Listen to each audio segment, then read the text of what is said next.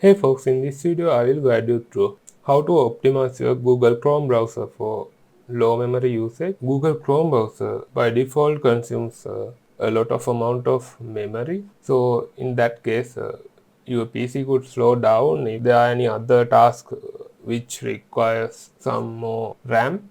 To configure Chrome to use slow RAM, first of all, click on these three dots and go to Setting, and after that go to the Performance, and in here you see this Memory tab, and in here currently my memory saver is turned off, so turn on it, and in here you have to set memory saving mode. So in here there are like three options: moderate, balanced, and maximum. So the recommended is balanced option, but you can go for maximum if you want to save the maximum memory.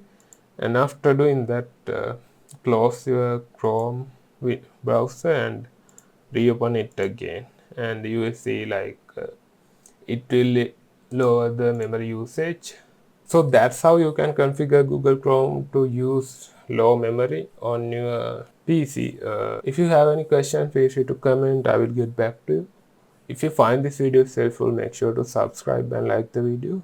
So see you in the next video.